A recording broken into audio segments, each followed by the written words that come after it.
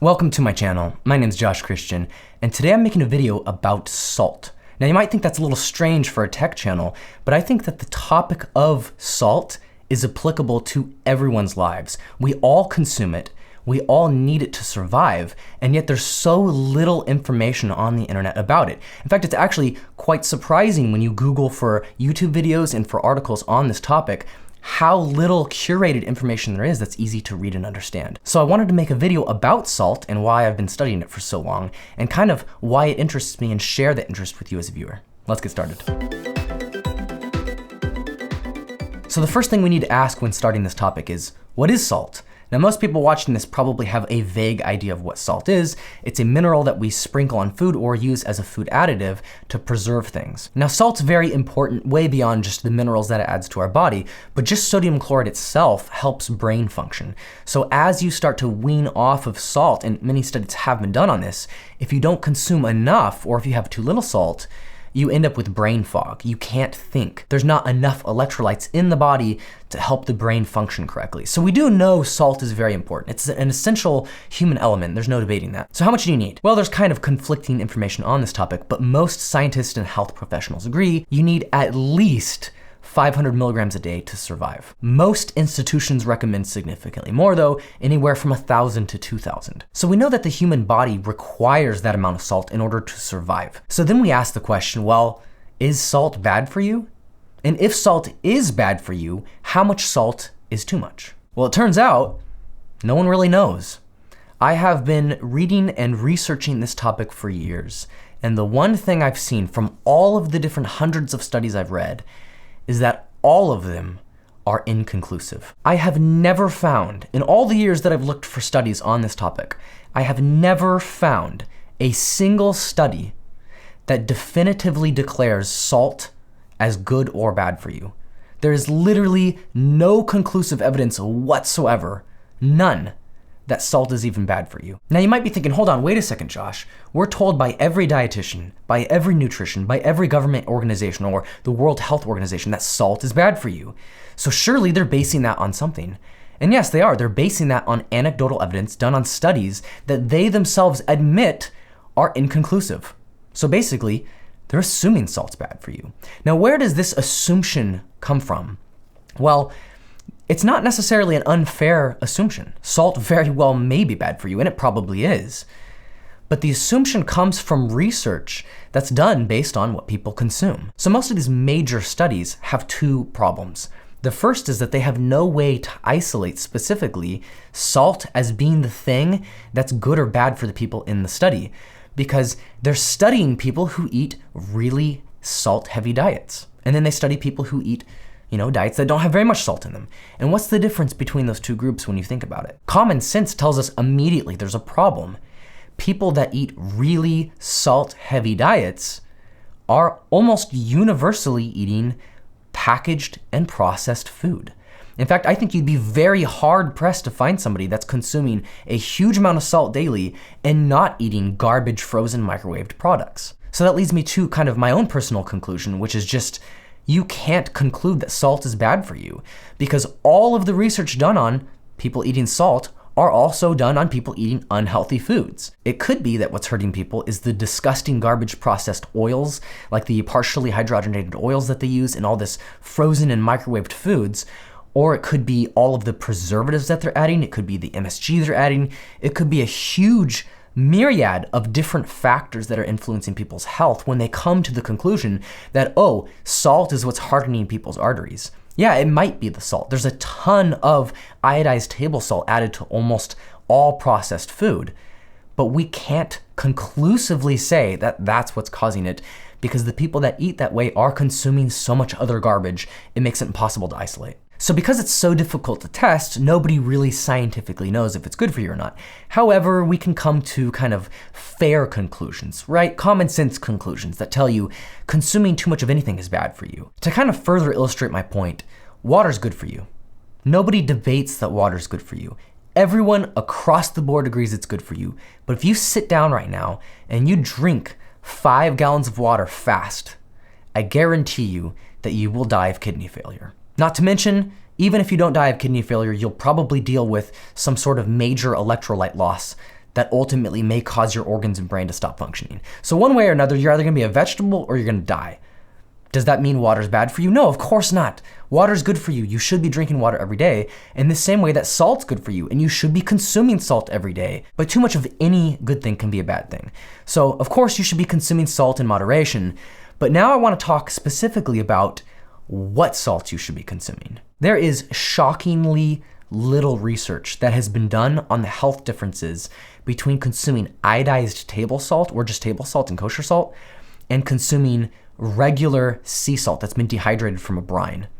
Now you might think, wait a second, why has there not been more research done on this? Well, I guess the answer is because scientists came to the conclusion that there's not much of a chemical difference between sodium chloride being consumed on its own and sodium chloride being consumed with a plethora of other minerals. So therefore they based the entire premise of their study on the fact that there's no difference, and therefore they're just gonna study regular table salt because it's easier.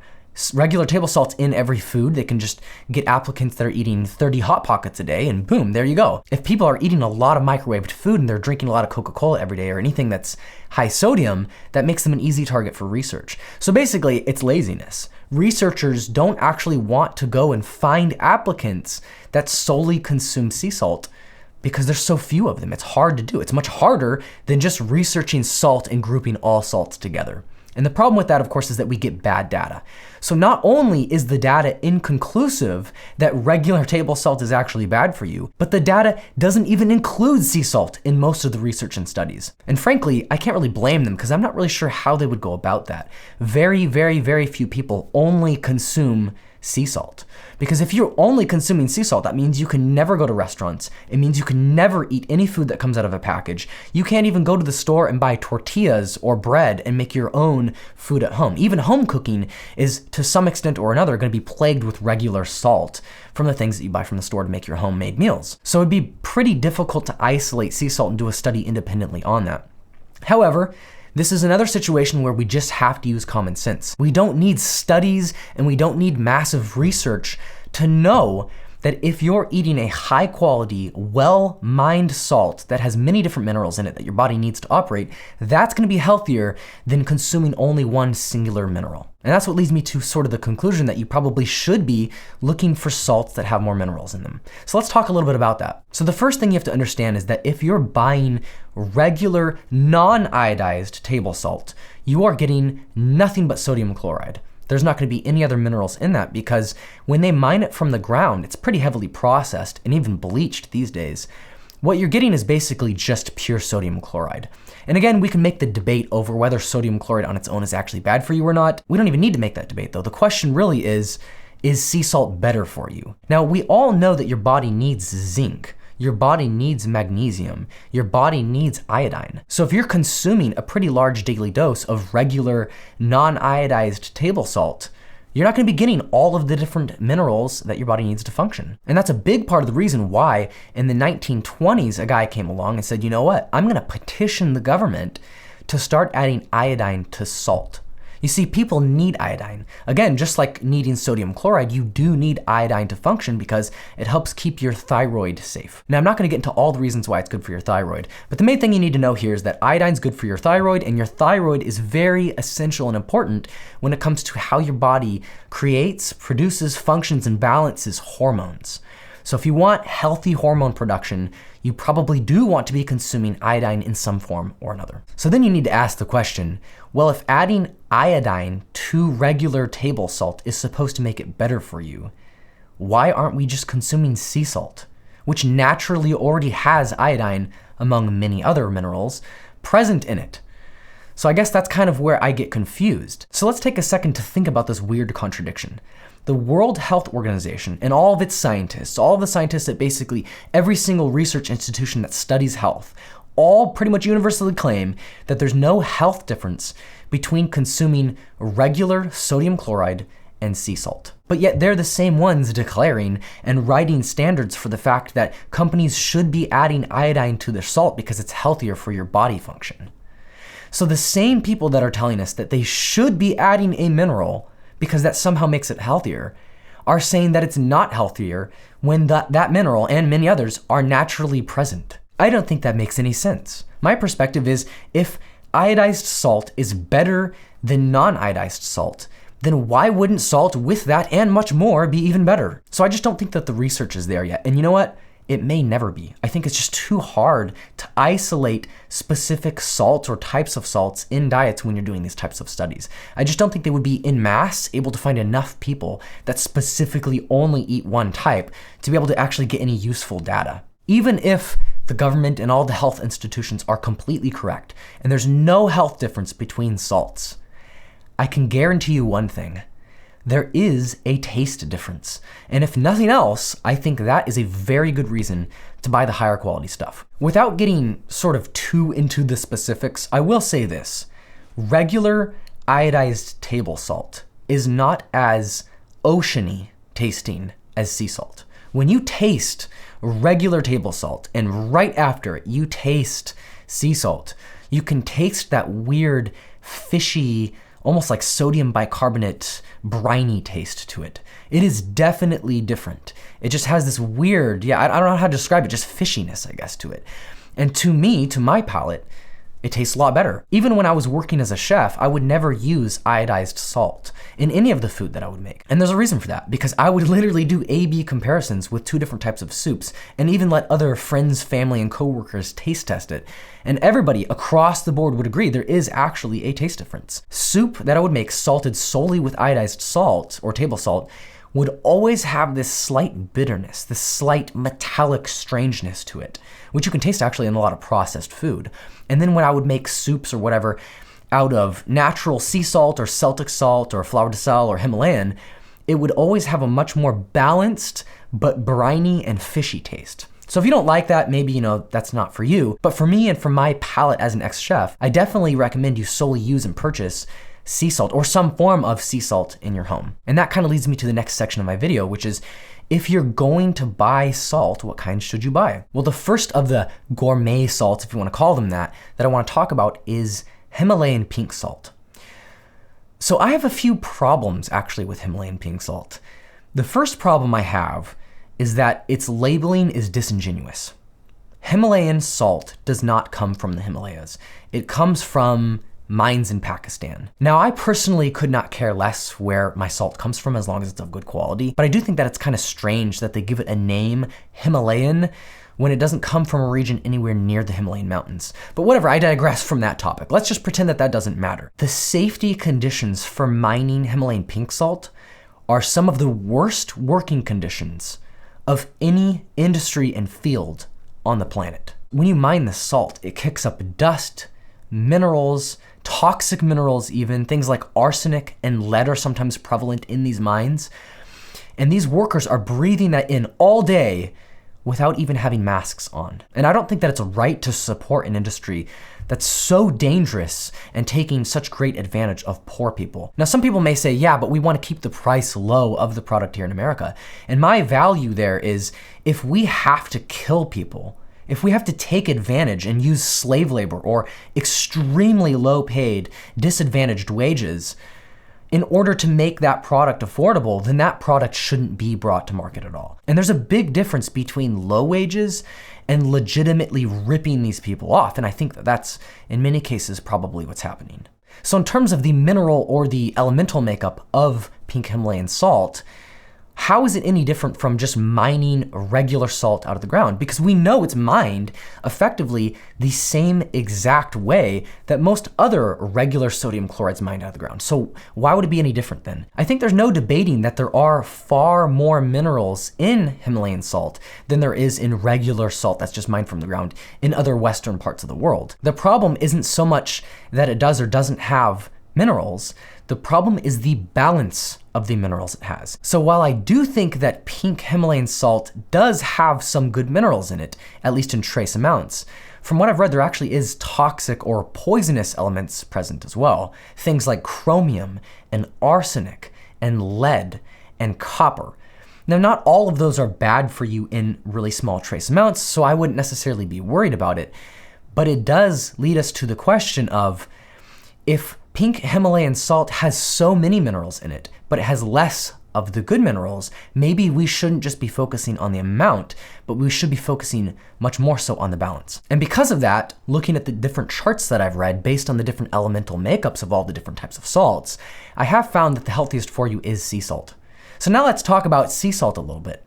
What types of sea salts are both mined in humane ways and healthy for you? Well, in my opinion, just based on the years of research I've done, being a chef, using it, going by taste, going by articles that I've read, and looking at the different elemental makeups of all the different minerals in it and the exact balance of those minerals, I've found that Fleur De Sel is the absolute best. If you just want the best of the best, that's the salt you buy. Now, what is Fleur De Sel? Well, it's pond scum that's been evaporated. I mean, there's no nice way to say it. They have commercial ponds, from what I understand they're man-made, that develop algae and scum and foam on the top.